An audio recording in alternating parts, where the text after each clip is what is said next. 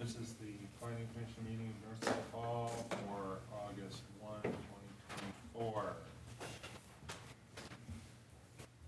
Staff, can you do roll call, please?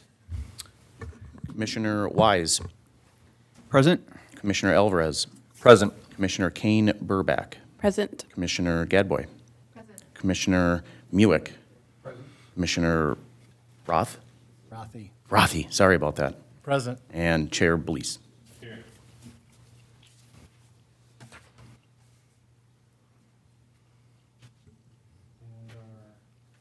And staff liaisons, I should mention myself, Riley Graham's the Community Development Director, and we have our Public Works Director and our Assistant Public Works Director also here this evening. And City Council liaison is not present. Correct. All right, with that, we have the agenda in front of us. I would entertain a motion for adopting the agenda. I'll make a motion. Motion from Commissioner Rathe, second. I'll second. Second from Commissioner Wise. Any discussion on the agenda or adjustments? All in favor, say aye. Aye. Any opposed? So we have an agenda. The next item on the agenda is approval of the July 10th special meeting minutes, of which I was not present. Is there any comments, any discussion on the meeting minutes? If not, I would entertain a motion to approve meeting minutes from the July 10th, 2024 special planning commission meeting. I'll make that motion. Motion from Commissioner Gadbois, second. I'll second. Second from Commissioner Muhic. All in favor, say aye. Aye. Opposed? Okay. Let's just get through this. Make it quick. Next item is meeting open to the public. If there's anyone, member of the public who would like to speak for, try to limit your comments to 3 minutes.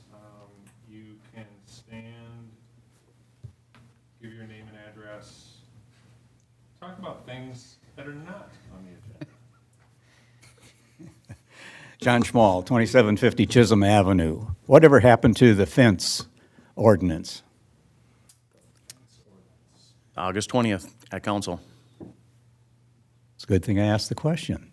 Nobody knows that except for the people in this room. Thank you.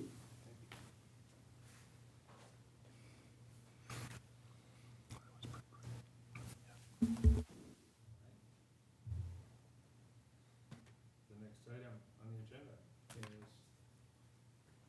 public hearings.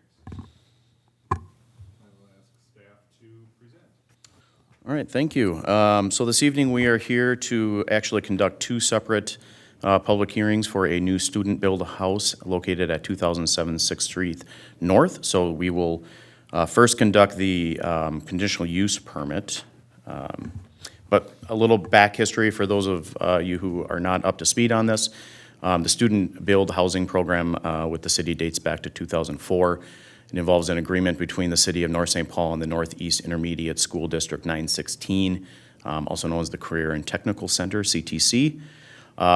Fantastic program, provides excellent on-the-job home building and remodeling experience for students. And for the city, it eliminates hazardous homes, it expands the city's tax base, and single-family housing stock. It's a fantastic program. And I think this is our 15th home that we're looking at here this evening. So well used with really good results over the years.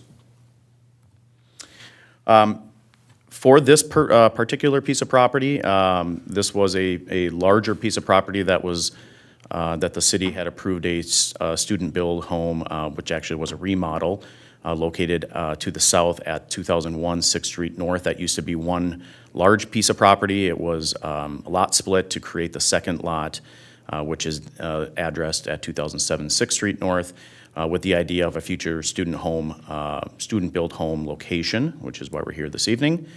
Back in 2015, the North St. Paul Housing Redevelopment Authority was granted a conditional use permit for special infill housing for that property at 6th Street North.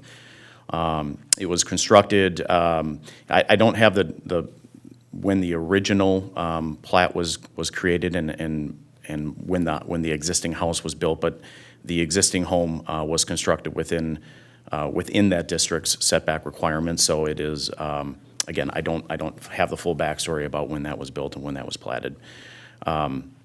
The surrounding area, though, is comprised of other single-family homes, like I mentioned, to the south and to the west, and then across the street to the east is the Webster Elementary School, and the property is zoned R2 Mixed Residential District. So a couple of things to look at when we're thinking about approving a conditional use permit request.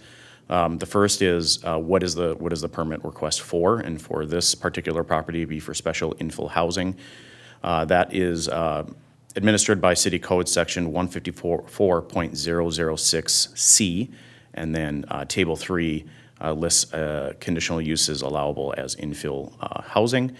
So the requirements are that the parcel must be within 10% of meeting the minimum, conventional minimum lot width and area for that zoning district. This property does fit that. It's the minimum lot width is 50 feet. This current lot is, the width is about 108 feet. And the square footing minimum for R2 is 3,630 square feet. This lot is 5,906 square feet. So it does meet that requirement.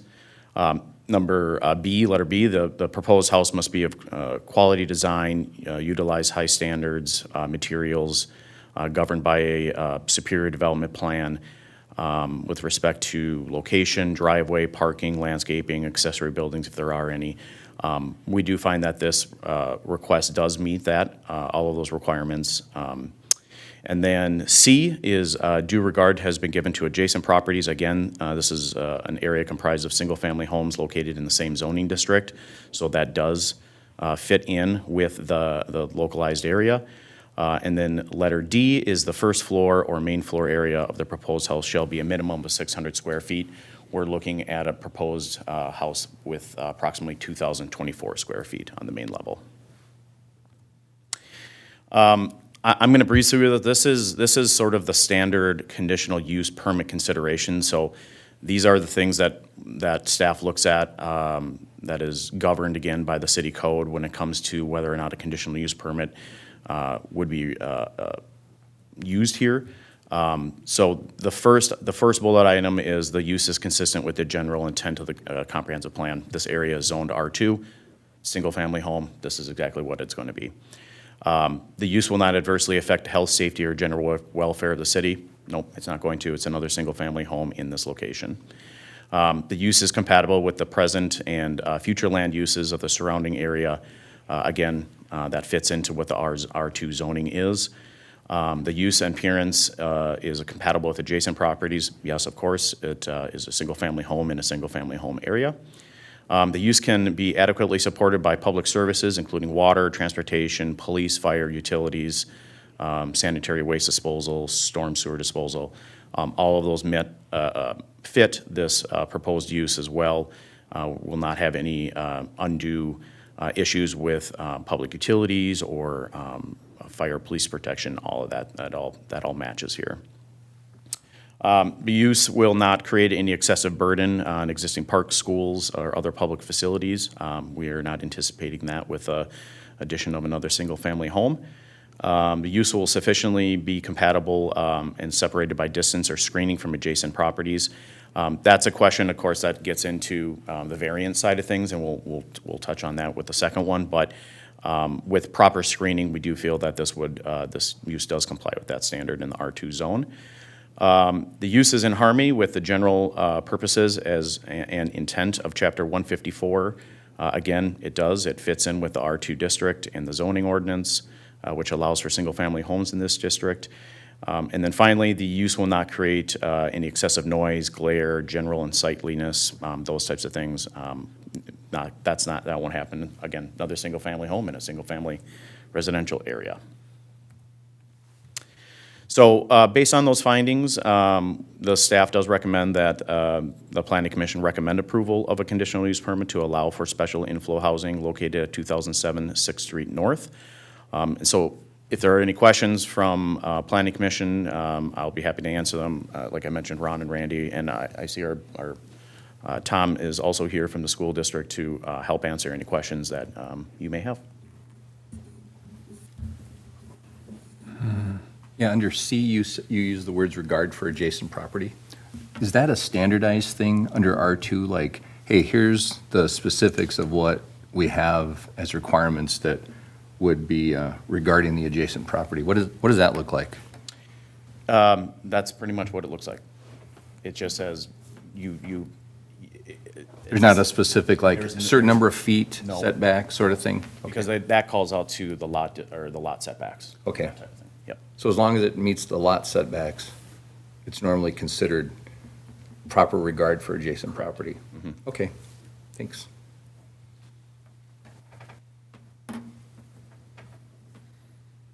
I guess, pardon my ignorance, but why is this being regarded as infill? Is it because there was a home on that site previously that's been demolished? Yeah, we kind of went back and forth with that internally as staff. We noted that the single-family home to the south also used a special infill housing CUP, and felt that it was compatible, the exact same as the property to the north that we're discussing here this evening. And really, infill housing is you're finding, obviously, just parcels of land that doesn't have anything on it within a larger geographical area that would fit a single-family home. Okay, I guess I was just curious as to why it wouldn't just fall under just a general. A regular, yeah. Yeah. Yeah, Because there currently was only one home there and? correct. Okay. Yeah.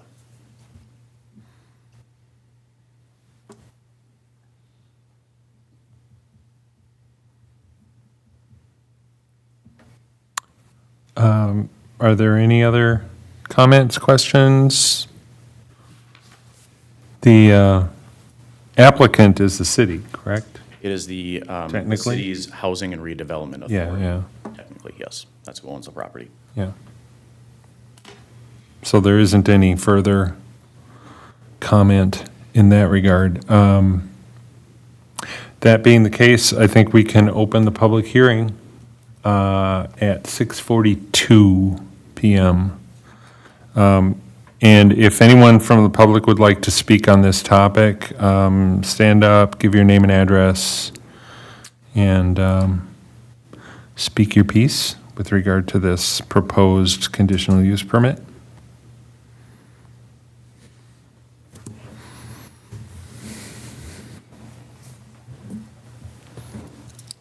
Hi, I'm Hi. Angela Webb, and that's my fiance, John Wise. We're at 2146 7th Avenue East, so we're right behind what would be the east side, I guess, of the new lot. So we're just wondering about if we knew the specifics yet about maybe what the value might be of the property going in, if we would know that yet. How about that? Sounds good. My name's Tom Spain. I'm the instructor for Northeast Metro 916 Current Technical Center. As far as the valuation of that project, I'm going to be basing that on some past historical data. The homes we've done in the past have been on the open market, and they sold for about $480,000. Is that like on average, or?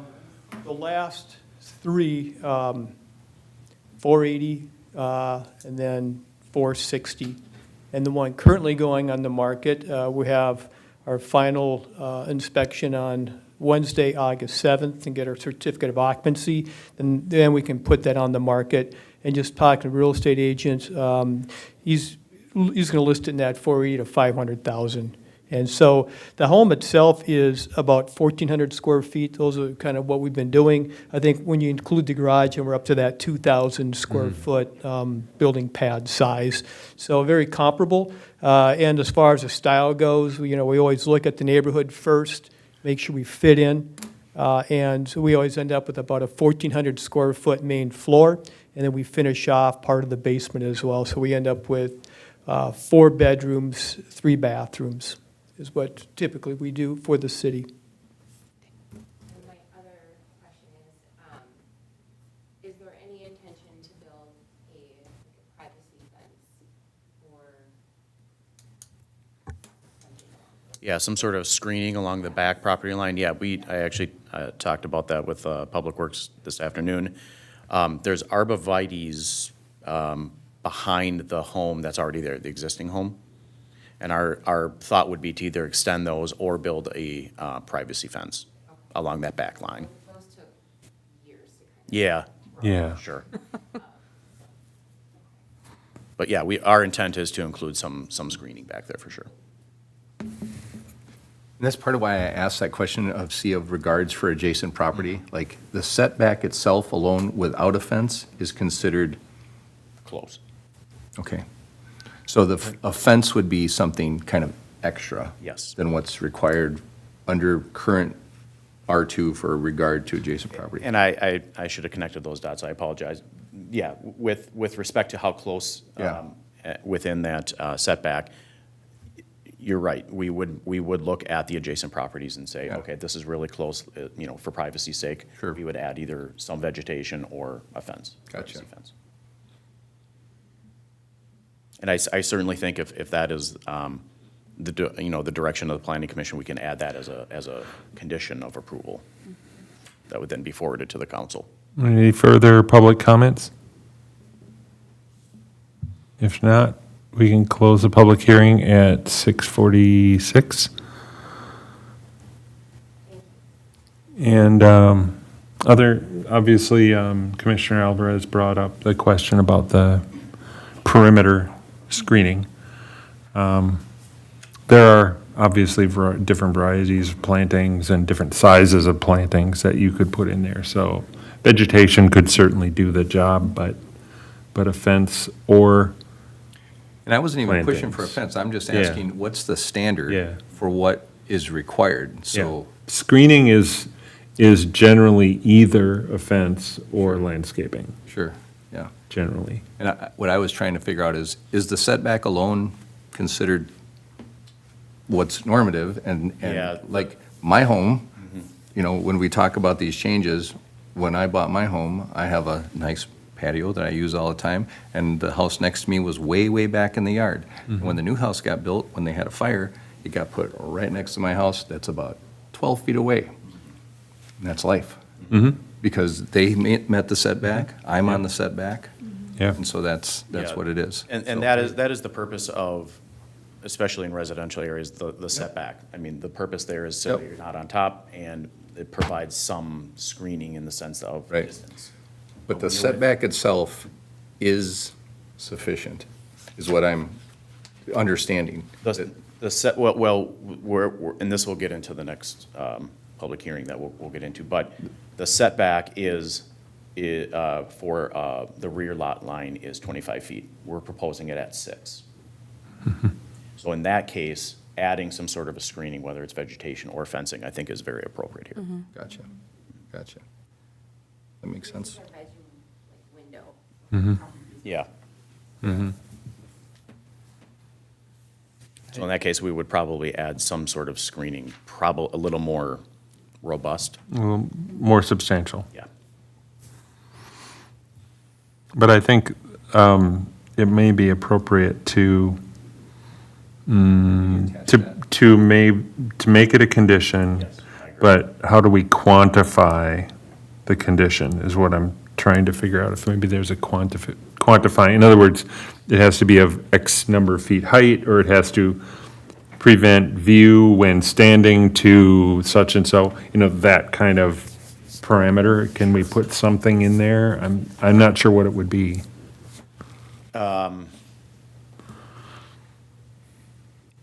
My recommendation would be I think the intent here is very clear that we want to have sufficient screening.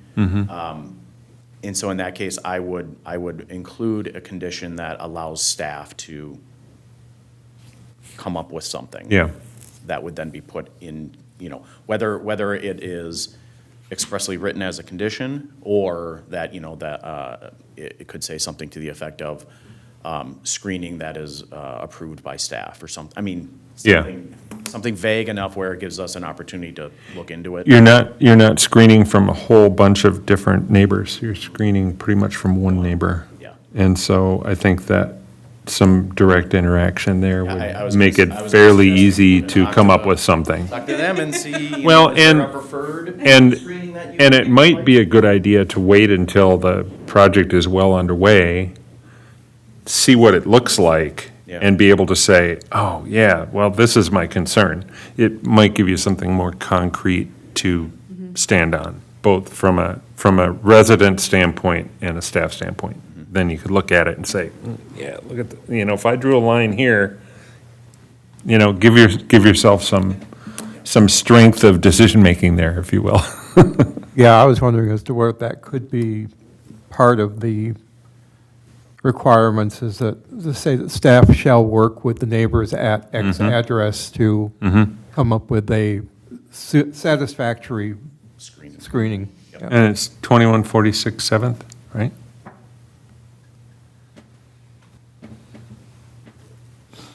So, Would that sound reasonable? I was there when they were building redoing the house that was a duplex that Jerry got shot into, so, I bought the house when this police case on, so, Yeah. I'm happy with the work they've done, so I'm Yeah. very happy with the work. Yeah. yeah, So it's like, the lot right there, we're on a higher slope than what Yeah. that is, so I'm trying to figure, I've been sitting here like, how are you gonna do that, but the way that our house faces, it's bedroom window, bedroom, window, bedroom window, what face their, what shows up on their, survey map is their patio, so it's like, that's not ideal. so, can I ask for a motion? Should we talk about what we add to the conditional use as a condition first? I Or think should so. I ask think- for a think motion? you Make a motion, subject to a condition, however you want to state it. Condition of approval. Okay. I would entertain a motion to approve the conditional use permit with the additional condition we're discussing. If someone would make that motion? I'll make the motion. Motion from Commissioner Muhic, and a second? Then I'll second. A second from Commissioner Alvarez. And the condition being, staff will work with adjacent property owner to resolve satisfactory screening, privacy screening from proposed patio. Maybe just say proposed property. Proposed property would be more Yeah, just- generic, just in yes, that's case they come probably a back good and Say, idea. oh, we need to change the Yeah. angle of We the would house or just stop it something. right at the Yeah, end. yeah. We would. Okay. All right, any other discussion on the motion? If not, all in favor, say aye. Aye. And opposed? None. Okay, now for the second public hearing, this is to approve the setback variance for the student-build house at 2007 6th Street North. Again, that is governed by City Code Section 154.004E, which administers lot variances. There's a number of requirements. Again, I'll go through them. One is the purpose of a variance from the zoning code, for those of you who don't know, is to allow a modification or variation from the literal provisions of the chapter where it's determined that their strict enforcement would cause practical difficulties on a specific piece of property. In this case, we're talking about the front yard setback and the back. It's called the rear yard setback. In the R2 zone, both of those are 25 feet. If you take this piece of property, take the 25-foot front, 25-foot rear, you're left with a 10-foot space to build on. I don't think anybody's going to buy a 10-foot depth home. So that is the reason for the requested variance from the lot, or from the setbacks. So there's a number of standards, and I'll go through those here really quickly. The city may grant a variance if the proposed request is has the following findings. It's within harmony and consistent with the general purposes and intent of the comprehensive plan of the chapter. Yes, it does. It is within harmony. I love that word. That's in the city code, and consistent with the general purposes of the comprehensive plan. The variance will not adversely affect the health, safety, or general welfare of the city. Again, that is not intended. The variance is necessary for special conditions applying to the structure or land. Again, that we just talked about that. If you do not approve a variance from the setbacks, you're going to be left with a house that's basically unsellable. The variance requested is the minimum variance necessary to alleviate the practical difficulty. What we ended up doing was matching the front and the rear setback for the principal structure that meets the same single-family home located at just to the south, again, that other student-built house at 2001 6th Street North. So that is the reasoning for where we came up with those setbacks. So that it's again in harmony. It feels like a natural house that's going to be built there. And then the practical difficulties that are caused by the strict application of the zoning code. The property owner proposes that the use is reasonable. That is accurate, that is true. The plight of the landowner is not due to circumstances unique to the property, is not created by the landowner, I should say. That is true. The variance, if granted, will not alter the essential character of the locality. That will not happen. Economic considerations alone do not constitute practical difficulties. That was not considered. And the variance is consistent with the officially adopted city plans, and that is accurate. So this is a survey of the property, and you can see the R2 mixed residential lot requirements. Again, the minimum lot area is about 3,600 square feet. This proposed lot area is about 5,900 square feet. The minimum lot width is 50. The proposed is 108, so that satisfies that. But then the two items in red is what you see is what we're talking about here. The front yard setback and the rear yard setback is at 25 feet each. The proposed front yard setback is 18 feet, and the proposed rear yard setback is at 6 feet.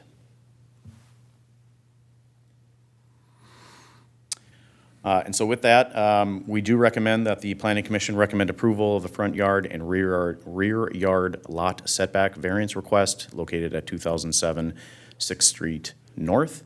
And again, we should, if there's any questions from the Planning Commission, this will be the time to ask them. Otherwise, look to conduct the public hearing. I am curious as to how you came up with the split on the front and the backyards the way that they are. I understand the sizing limitations, but why not a little more in the backyard and a little less in the front yard? What was the thought? The thought there was to match it to that existing house at 2001. Oh, okay, thank you. So that it looked uniform and normal. Okay, thank you. Is there, I mean, I assume there must be a design further along than just this site plan, right? There is. We've got some, not to construction ready plans that I think maybe Tom can maybe allude to if you wanted him to talk about it. I'm not specifics. I'm just curious why. My guess is, and I could be wrong here, that there's probably a prototypical design that's just getting put down here. Is that true? Yes, so there are preliminary plans that have been drawn. Typically what happens is I hand draw a set of plans, and then through my connections with the building world, I have an architect, CSA, who puts some from my hand drawn onto a CAD. And so she just submitted the preliminary plans. I'm not sure It if was just the other day, yeah. okay, they just came in the other day, and as soon as I got them, I forwarded them on to the city. And again, the goal there was, not to encroach on the visual site of that existing duplex there. So that was kind of our starting point. We wanted to stay lined up with that building. And so that kind of determined our building pad, if you want to call it that, the size of the home. So that's what determined that. So yes, there are some prelim drawings. They have to be approved, by HRA as well, but it's a good starting point to get going because school starts here in about another month for me. Yeah. Okay, yeah, no, I appreciate that. I just was, where my thinking comes from is, to me, the property itself isn't that crazy that a design couldn't be found that would, require, it's the six, well, we can get into this after the public thing, but, yeah, that was where my thinking was coming Okay. from. Just, were we just taking one of the existing designs and putting it down, or, okay. I wish it would be that easy, but we had to get a custom plan drawn for this lot specific without requesting more variances and/or going out, obtaining more property. We don't want to go down that road. Sure. So we want to stay within the boundaries we have. Got it, thank you. Any other questions? No questions, but I do have a comment about the survey of the drawing. When it, assuming this goes before the council, we talked about an adjustment to the survey. I think it is not particularly clear how the front setback matches, because the portion of the adjacent house that sticks out is not visible We talked about that on the as drawing, well. so. We wondered if this was a question that was going to be brought. Just for Of course it is. clarity, well, just for clarity, I'm very familiar with it, so I understand what's going on there, but from the standpoint of the documentation, it would help clarify for council members, I think. And then the other thing that I noted was the distance from property line to curb is actually pretty substantial. I mean, it's probably at least 15 feet. So it does make for the front yard being, appearing large. Yeah. So that helps quite a bit. A large right-of-way and even larger right-of-way over to Seventh, so. And when you're on the street in person, it's going to look much larger than the requested setback. Just seems like it would be nice to be able to give them a little bit larger backyard if there was some way to do it, but Yeah, I think one of the other limitations was if we pushed it further, I guess this would be to the north, now you're running into setbacks along the county road, which has a whole host of other Yeah. issues. So we considered a lot of different variables on this property. I'll have more comments after we hear the public comments, if there are any more. So with that, we should open a public hearing for the variance request at 7:02. So if anyone from the public would like to speak on this topic, introduce yourself and your address, stand up to the mic, and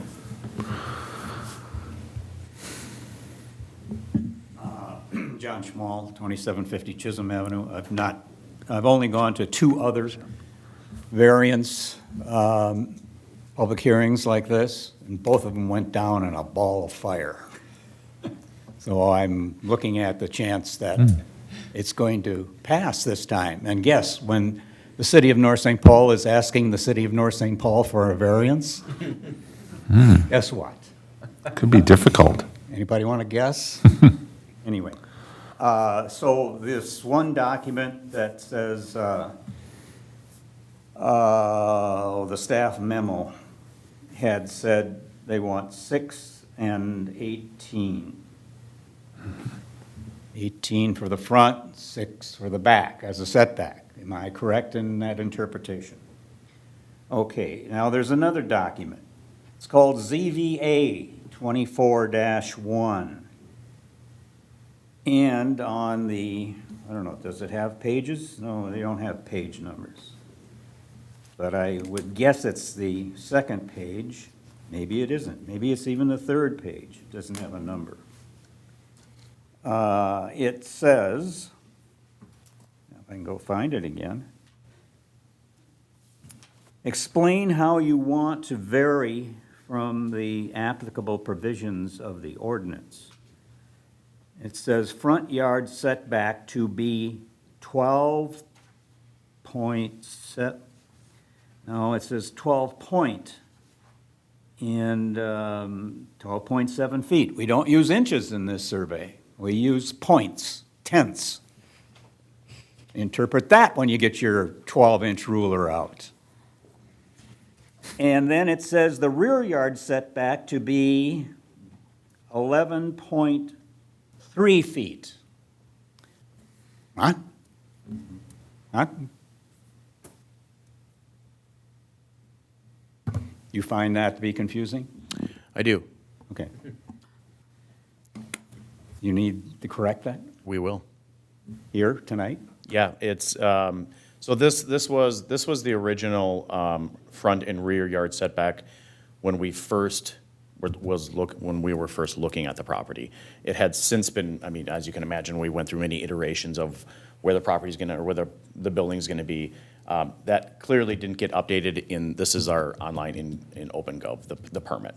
So that we will make sure that is updated to reflect the request. And that will be in feet and points? It'll Likely, It'd be 6.0. likely. That is standard procedure for surveyors, What? Decimal feet. decimal feet. Decimal feet. It's absolutely standard procedure, yep, They use base 10 instead of base 12. yep. It's closest thing we can get to metric, sorry, John. Anyway, and the document, this ZVA 24-1, I would hope that when you have other than city to city, you get more information rather than the questions that are answered yes and no. Even though it says why or why not, as a question, the city has decided, we don't have to go why or why not. We don't have to fill in that information. I'm sure that a private individual who is submitting his own variance would be wise to say why or why not in order to get what he wanted, and not my experience with the prior two variance requests, as I said, went down in a ball of flames. We don't have to build that big a house on there, do we? But we don't have the HRA to ask. How about a tiny home? How about a home that's more affordable? That's supposed to be one of the prime things of the HRA when building, is to build things that are affordable. None of this stuff is affordable. And you had a chance here to have more room, Lebensraum, or whatever it was called back in the 30s from a certain country. You could put a smaller home on this property. And somebody, you can just see the child saying to the father, let's go out in the backyard and have a game of horseshoes. That's about it. That's about it. I just don't think that this has been thought out in the bigger picture.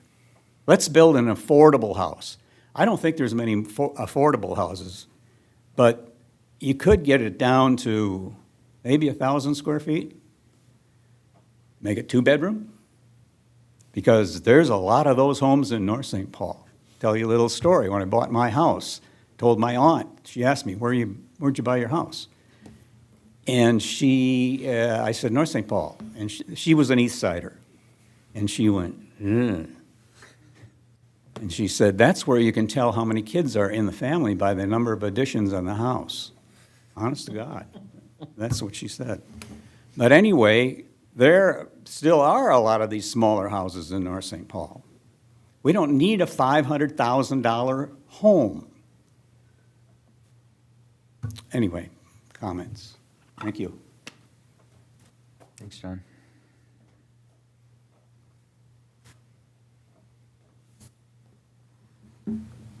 Anyone else for the public hearing?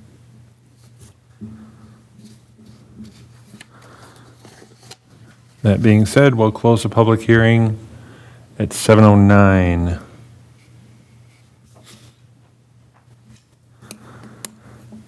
Any other questions, concerns from commissioners?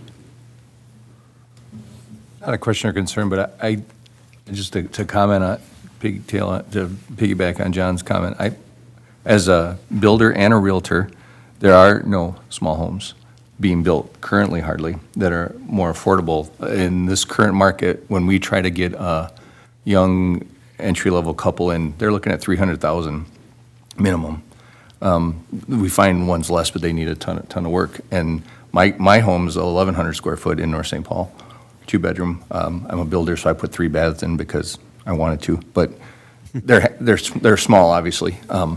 But when we get to the point, and I don't know where we maybe talk with Tom about the design there. So I have buildings that I work with in St. Paul where we have tiny lots, even smaller in North St. Paul.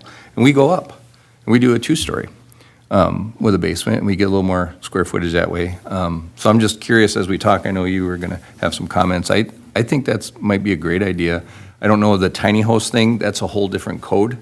That's a whole different code a lot of times when they do tiny homes. They fall out of the normal residential building code, but still a smaller home. And I know we do have code on that. My neighbor, when they rebuilt the house up by my house, where I had to see it right next door, they wouldn't let her build a smaller home. She had to build it a certain size. She wanted it smaller. She was a single lady, wanted to build it smaller, and they wouldn't let her. So I'm curious what the allowances are for that, if maybe a 2-story design. I know there's a lot of work that goes into design, Tom, I know that. So I know there was already a lot of work put into it, but I would be curious to know what other options might be. Yeah, I have to second that as well, because I was thinking as you were talking about the price of the home, that to me is a lot higher price than a lot of the homes in this area are going for, I believe. Certainly in my particular area along Fourth Avenue, we don't have a lot of $500,000 homes. Yeah. So, I was really thinking, would a $250,000 or $300,000 home be better for the neighborhood, or less? But I understand you can't. There's a certain. It's hard to build Yeah. that cheap, actually. Yeah. It is, but Like I say, and I understand, I don't understand the economics of it. Yeah. I just look at it from the standpoint of, I'm a single homeowner, so I don't have a spouse or significant other that's bringing in a contribution to the home. But I just look at I'm earning a fairly decent salary, and I think of how much I'm stretched to try to afford the place that I've got. And my place is valued at about $225,000. Now, it's also a 70-year-old home. It was built right after World War II. So it doesn't have a lot of the mod coms and all that kind of thing that a brand-new place would have. But I just think about how much I'm stretched. Yep. And I think about, a young family starting off. So.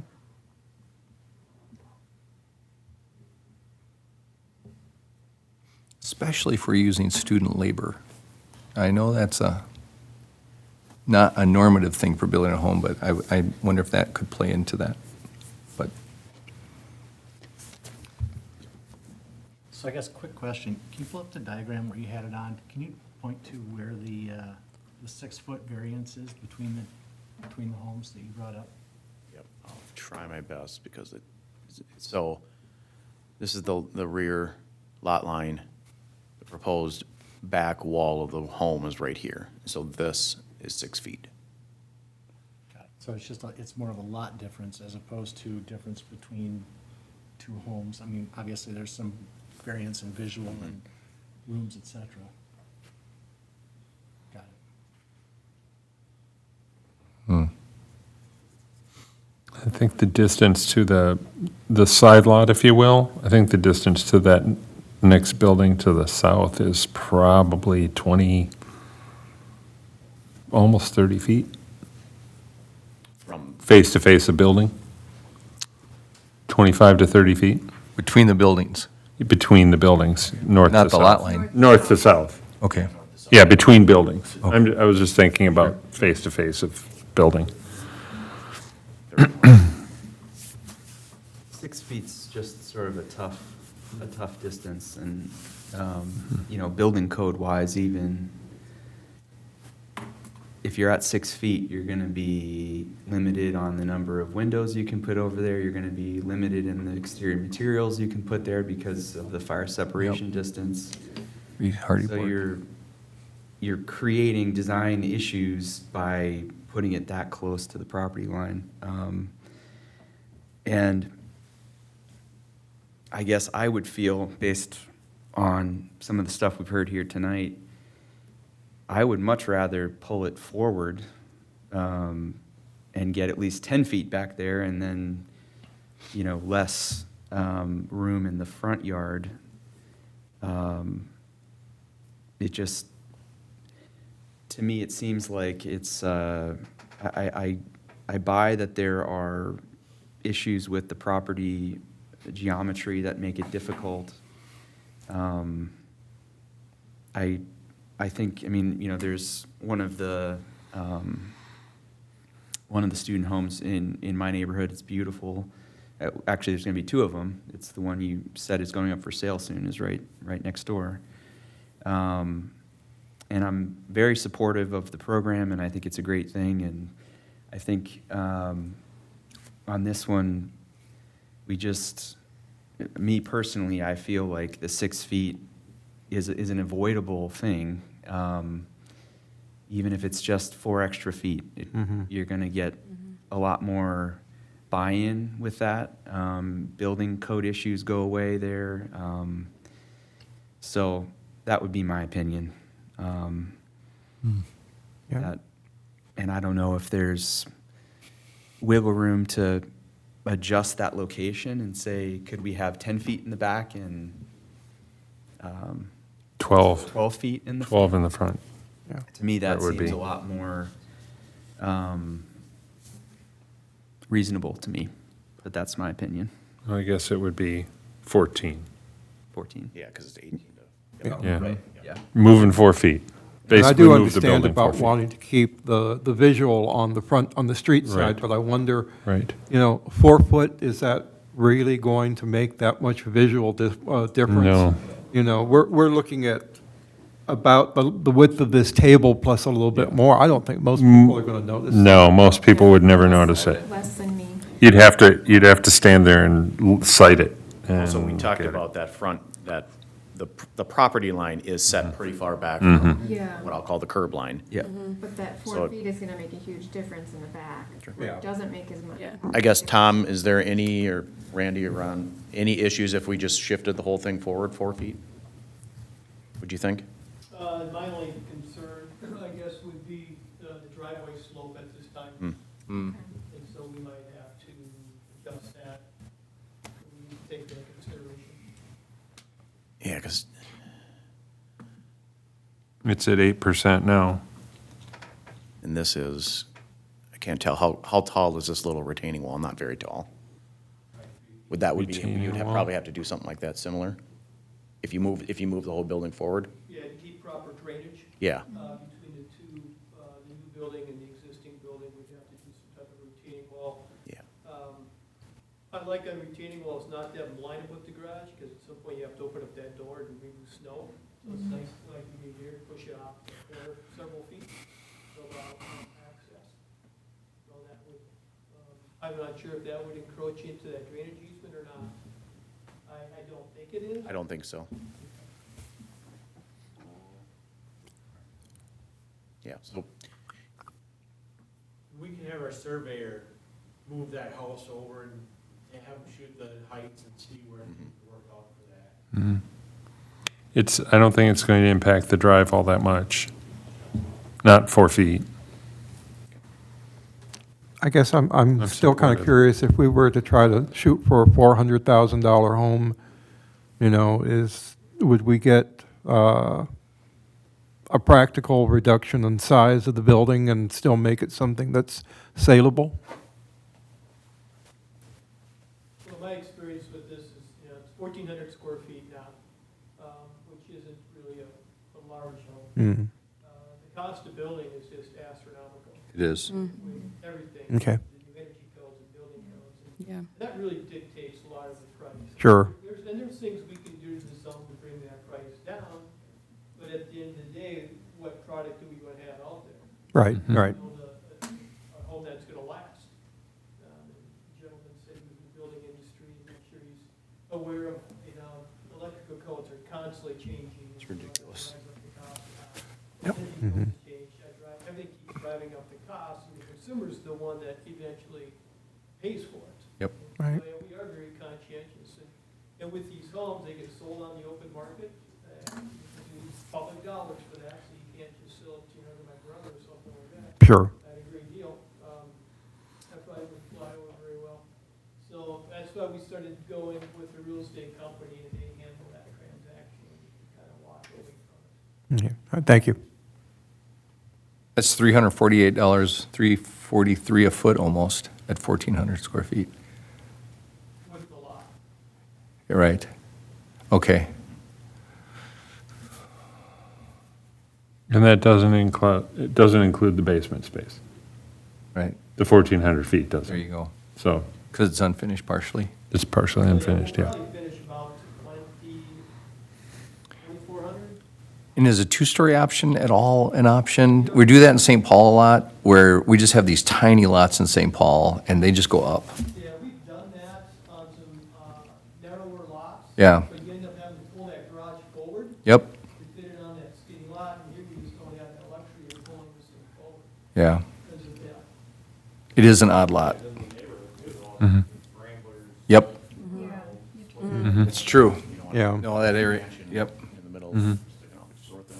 I think single story is more appealing on that corner. Yep. I was just Yeah, gonna, that's that's why I was pulling two-story this is- up. yeah, 'Cause I yeah. start to worry about some sightlines as you approach a intersection. Sure, That's a major- right.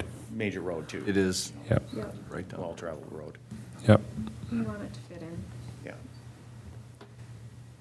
So it sounds like we're getting some consensus here on moving the building a little bit.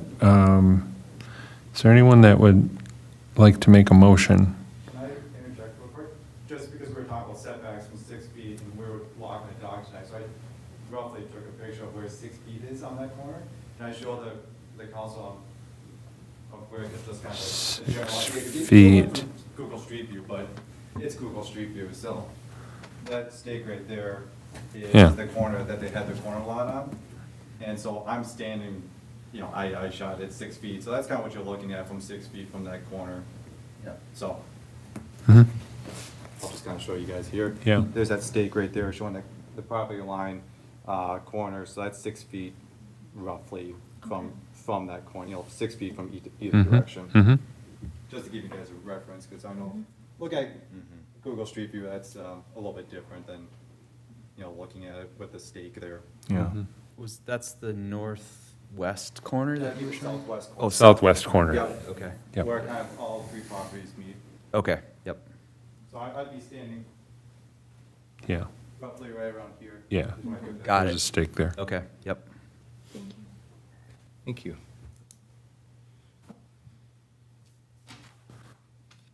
So I would entertain a motion to recommend approval. If we want to amend what is proposed, then that has to be part of the motion. As far as what is suggested in the, I'm trying to find the right information, sorry about that. Is that the setback adjustment? The setback adjustment, yeah. So what was brought to us was a setback of 18 feet on the front and 6 feet on the rear. Yep. And I think we've got a general consensus going on here that we will recommend different from that. Yes. So I think the motion should represent 10 feet in the back? 10 feet in the back And 14. 14 on the and 14 in the front. I'll make that motion. Motion from Commissioner Rathe. Is there a second? I'll second. Second from Commissioner Weiss. Any further discussion? I think we've made that clear. So the motion is a variance to allow a 14-foot setback on the front, which is the address side, 6th, and a 10-foot setback on the rear. All in favor, say aye. Aye. And opposed? None.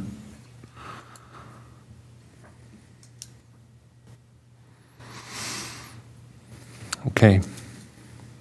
I think there's one item left on the agenda, right? There is, under commission business action and items and recommendations. I think some of you are aware, we've received some interest for redevelopment of the Market Street Commons redevelopment site, which is just right across the street from us here. Typically, what happens is when we get some really good interest in a redevelopment site, it's usually best to go for an RFP. That way, it's free, it's open, it's transparent, it's available. So what I'm recommending to the Planning Commission, that you should consider posting for an RFP for redevelopment of that site. Typical RFP submittal packages, they can vary widely, but typically they include a letter of interest, development concept design, which includes, the land use, the site layout, building concept, those types of things, a public outreach plan, a financing plan, and a proposed schedule. And so my recommendation includes what I consider to be an appropriate RFP timeline. What I would suggest is staff would draft an RFP, bring it back to the Planning Commission at your September meeting, September 5th, for review and edits and recommendation to the City Council.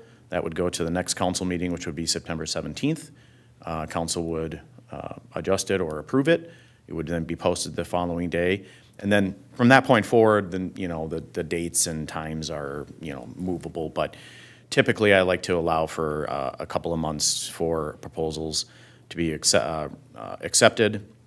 And then typically, I have seen that there's a selection committee involving staff and some planning commission members that would be reviewing the proposals, selecting concepts that would then be invited to present to the City Council. So you're talking early next year is when the council would be reviewing sort of the proposed concept plans and then selecting a final concept plan. And then that starts off the whole,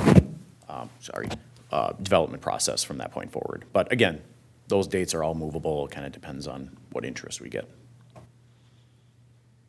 So there doesn't need to be really any action. There doesn't need to be a motion here tonight, in my opinion. It's more of just yep, this is a good idea. Yeah. Absolutely. Direction to staff to move forward with an RFP. And I think your suggestion is consistent with what we heard from the council as well, when that initial proposal was put forth. That's right. That was where they went with it. So I think, I would concur. I do have one request, that when you do the RFP, please mention that there is the downtown bus stop is located in that block, because I don't want to see a developer either get caught unaware by that or, come up with a plan that requires us shifting that, with, at least not without, notice ahead of time. Agreed. Yep. Thank you. Is there any kind of specific proposals that you're seeking? It would be, that's really driven by the developer and what they think is a marketable product there. Typically, we would see something with ground floor retail, and then depending on how many units they can fit and what size of the units, 2, maybe 3 stories above that. So that's typically what we would see, but again, a developer might have something completely else in mind, and it might be a great product and a great idea. We aren't necessarily going to direct them a particular way. I don't think so. As long as it fits within the zoning regulations. Comprehensive plan is considered, et cetera. And this is happening because someone has come to the city saying, hey, We've had- I'd like to do this, and so you're saying, hey, let's make sure everyone gets a shot at it. Absolutely. Yeah. Yep. There was an early presentation, conceptual, very rough conceptual. But since then, we've had some additional Yeah. interest, so, Yeah. That's great. which is great. Yeah. Yeah, I think it's a great idea. I'm glad. I think the RFP is a perfect way to do it because, like you said, it's transparent. Everybody gets to see what's being discussed to go there. I think it's a great idea. And it could possibly result in some creative ideas. Hopefully, they're not going to, hopefully they won't all come in and try to duplicate the other 2 new buildings that we've just gotten in downtown. How big is the area between, in that open area that we're talking Well, you're about? putting me on the spot. About this big. Depending on the scale. I can measure that from a fish perspective, but that's a whole different conversation. Well, they all have at least a 10-foot backyard. Yeah. Hold on. That's the property profile. I can't read, it's too small, but is it 0.75 acres? Yep. Yeah. Yeah. Okay. Okay. So that's what we're talking about. Yeah. Understood. I think the path going makes sense. See? Wasn't I about right? Yeah, about right. I was thinking. Okay, I think Okay. I got direction there. So Good. I will draft an RFP, bring it back here at the September 5th Planning Commission meeting. Okay. With that, we're to item 8 on the agenda, which is reports. Are there any reports? We'll start with None from me. one end. Okay. None for you. I don't have a report, but I do have a question. I'm wondering if anybody has heard about what's going on over at the asphalt company. You know, I know that they had their big auction a couple of months ago, but I haven't heard as to whether that has changed anything. Have you heard anything, Riley? Has anybody? No, we just heard that they're getting out of the construction business, and they're just gonna sell materials. Hmm, From what we know. that's a pretty big deal. Yeah, so they don't have any they're not running any construction crews. And what we have heard is that they're just gonna sell asphalt and recycle base and different things that they sell there. But they are going to continue the recycling of the asphalt as far as we know? Well, yeah, as far as we know, they sold all their crushers, but we still can go and dump stuff there, so they're still taking that from other contractors. So Okay. that's kind of what we know. Thank you. I kept meaning to ask, and I kept forgetting, so. So that sounds like they're then going to acquire the crushed material from someone else having crushed it. That's what it sounds like, yeah. They may have a Yeah. crusher that Hiding behind one of the mountains? yeah, no, Okay. I think they have another site up there. Yeah. Where they can have people that come in. and- True. Yeah, I think they do have another property. Okay. Thank you. Commissioner Wise, I have nothing tonight. start at that end. Commissioner Alvarez, I have anything nothing. from you? Nothing, sir. Nothing? Just a reminder that we have a primary election coming up on the 13th. 13th. Yes. A primary election on the 13th, okay. So your Get that. Congress and well, state. Get that stuck in my brain, okay. And the only thing I have is to remind everyone that National Night Out is coming up. And I don't know if anybody's doing anything in your neighborhood, but we are. We're going to have a little gathering at Silver Lake Park that night. And I think word is getting spread pretty well in that neighborhood, and I'm feeling like, oh, okay, at least we're going to take some action and do something. I'm not doing much with regard to it because I'm doing other things, but I'll be there. So see if you can arrange something, even if it's just, hey, let's just go talk to each other and meet your neighbors. That's all I have. With that, a motion for adjournment? I'll make the motion. Motion from Commissioner Rathe, a second? I'll second that. Second from Commissioner Alvarez. All in favor, say aye. Aye. And no one opposed. We adjourn at 7:33.